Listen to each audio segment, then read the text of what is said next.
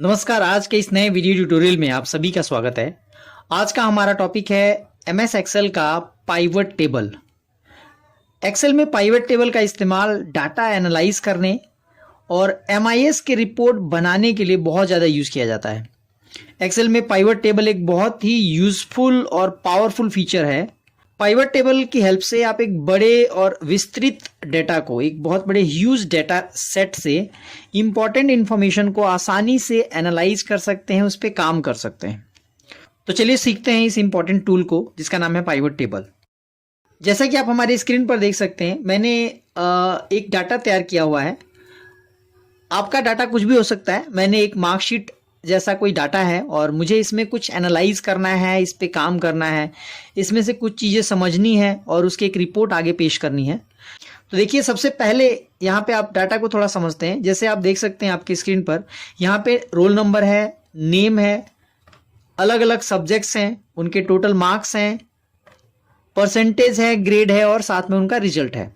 और ये अभी तो ये छोटा डाटा है। अगर बहुत विस्तृत डाटा, बहुत बड़ा डाटा भी हो तो उस पर हम कैसे काम करते हैं, ये हम आज इसमें सीखेंगे। आप सभी से रिक्वेस्ट है कि अगर हमारे वीडियोस आपको अच्छे लगते हैं तो प्लीज़ हमारे चैनल को सब्सक्राइब करें, वीडियो शेयर करें, लाइक करें, उन पर कमेंट्स करें। मैं आज आपको बहुत ही यूज़फुल टूल बताने वाला हूँ और इसमें एक बार अगर आप इसको ध्यान से अगर आपने समझ लिया तो ये लाइफ टाइम आपके प्रोफेशनल वर्क में आपको बहुत हेल्प करेगी।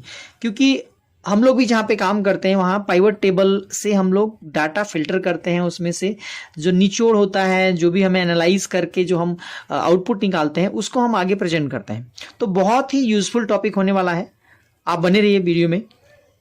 सबसे पहले आपको क्या करना है कि अगर मैं इस टूल का जो इंसर्ट मेन्यू के अंदर यहाँ पे मिलता है, आपको टेबल के एरिया में यहाँ पे पाइवट टेबल मिलता है। इसमें फ्रॉम टेबल ऑब्लिक रेंज लिखा होता है कि टेबल है आपका, रेंज है, ये हमें यूज़ करना है। क्या करेंगे, सबसे पहले आपको उस एरिया को सेलेक्ट करना है शुरू से लेकर आखिरी तक।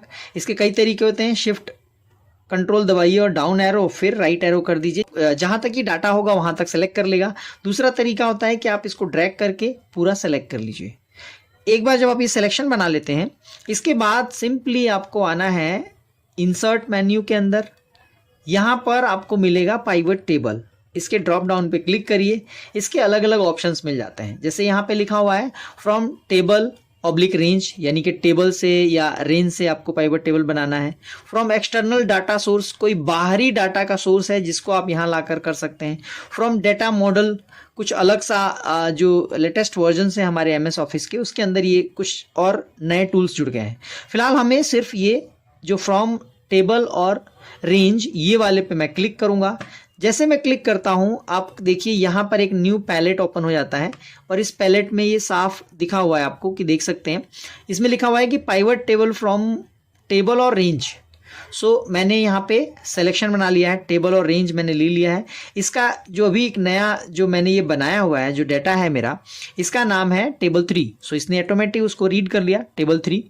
फिर ये नीचे पूछता है choose where you want the pivot table to be placed. आपको चूज करना है कि ये पाइवट टेबल जो बनेगा, जो आने वाला बनेगा, वो कहाँ पे प्लेसमेंट होगी, उसकी कहाँ पे उसको आप प्लेस करेंगे। तो देखिए यहाँ पे दो ऑप्शन है, न्यू वर्कशीट और एग्जिस्टिंग वर्कशीट। न्यू वर्कशीट का मतलब है कि एक नई शीट, नीचे आप देख सकते हैं मेरी शीट के बगल में ऐसे पहले एक नई शीट आ जाएगी, उस पर ये होगा। दूसरा एग्जिस्टिंग शीट, यानी कि इसी में आप कर सकते हैं। अगर मैं इसमें करूं तो देखिए यहाँ क्लिक करके मुझे वो लोकेशन देना होगा, यानी कि कहीं मुझे क्लिक करना होगा जहाँ पे इस एरिया में या नीचे के एरिया में जहाँ पे मुझे ये चाहिए। तो फिलहाल इसमें थोड़ा जगह कम है, तो मैं एक नई शीट पे टिक करता हूँ, न्यू वर्कशीट पे, और उसके बाद मैं ओके कर देता हूँ। जैसे मैं ओके प्रेस करूंगा, आप देखिए मेरी स्क्रीन पर आप देख सकते हैं इधर लेफ्ट साइड में इस तरफ आप देख सकते हैं उसका पाइवट टेबल का एक एरिया है। यहाँ पे लिखा भी है to build a report, choose field from the pivot table field list. दूसरी तरफ राइट साइड में आप देख सकते हैं पाइवट टेबल फील्ड है। यहाँ पे choose field to add to report, मुझे वो फील्ड्स मिल गई हैं। और ये फील्ड्स अगर आपको याद हो, आप देख सकते हैं जो मेरी रिपोर्ट थी, जो मेरी मार्कशीट वाली रिपोर्ट थी, उसकी जो हेडिंग्स हैं वो सभी, जैसे रोल नंबर, नेम, उनके सब्जेक्ट्स, टोटल और ग्रेड और रिजल्ट, ये सारी चीज़ें भी इस शीट 4 में, यानी कि पाइवट टेबल में आपको इस तरफ मिल गई हैं। आपको बस आपको यहाँ पे कोई कॉपी नहीं करना होता है, कोई पेस्ट नहीं करना होता है, आपको बस यहाँ पे टिक करना होता है, सेलेक्ट करना होता है और इसके बाद वो चीज़ें यहाँ पे आपको दिखने लगती हैं। सो देखिए कैसे, मान लीजिए कि मुझे नाम के आधार पे ये एनालाइज करना है कि इस पूरी मार्कशीट के अंदर या इस डेटा के अंदर नाम के आधार पे किसके कितने कितने मार्क्स आए हैं, टोटल मार्क्स। सो मैं क्या करूँगा, नेम पे क्लिक करा, आप देख सकते हैं इस तरफ नेम वाला पूरा एरिया आपको दिख गया, सबके नाम यहाँ पे डिस्प्ले हो रहे हैं। दूसरी तरफ मैं ये कहता हूं कि भाई नेम के आधार पे और मार्क्स के आधार पे मुझे डेटा को थोड़ा सा एनालाइज करना है, थोड़ा सा समझना है, तो टोटल मार्क्स पे मैंने इस पे कर दिया। आप देख सकते हैं यहाँ पर स्टूडेंट का नाम आएगा, फिर उसका टोटल मार्क्स, स्टूडेंट का नाम और उसका टोटल मार्क क्रॉस चेक कर सकते हैं बिल्कुल। जैसे मान लीजिए ये बगीरा है, बगीरा का 406 है, तो यहाँ पे आप पाइवट टेबल अपने आइए, पाइवट टेबल वाले मार्क्स जहाँ पे आपने डाटा दिया है, जहाँ से आपने डाटा लिया है, और आप देख सकते हैं यहाँ पे बगीरा नाम का जो स्टूडेंट होगा आपका, उसका 406 नंबर है। सो ये बिल्कुल एग्जैक्ट सटीक डाटा आपको यहाँ प्रेजेंट करता है। और ये इसमें आप कभी गौर करें कि वहाँ पर ऑटोमेटिक ही यहाँ पे देखिए अलग अलग आर, फिर एस, फिर सी, फिर जी, ऐसे अलग अलग अल्फ़ाबेटिकल ऑर्डर्स थे रोल नंबर के आधार पे, लेकिन यहाँ पर ऑटोमेटिक ही उसने असेंडिंग ऑर्डर में आपको यहाँ पे दिखा दिया। सो बहुत सारी चीज़ें एक्सेल में अपने आप कर दी जाती हैं। एक्सेल बड़ा समझदार सॉफ्टवेयर माना जाता है, जो हमारी नीड होती है उसके आधार पे ये खुद ही काम कर देता है। आप यहाँ पे देख सकते हैं, आपको एनालाइज करना है कि भाई इसमें सबसे ज़्यादा या सबसे कम कौन लाया, तो इसके बाद जब एक बार आप यहाँ ला देते हैं तो आपको यहाँ पर अलग अलग टूल्स, जो एक्सेल के डिफरेंट टूल्स हैं, उनका यूज़ कर सकते हैं। आप यहाँ पे देखिए नेम के आधार पे अगर मैं ये कहूँ कि मुझे परसेंटेज भी देखना है एक बार कि किसका क्या परसेंटेज बना, तो आप इस पर टिक कर दीजिए।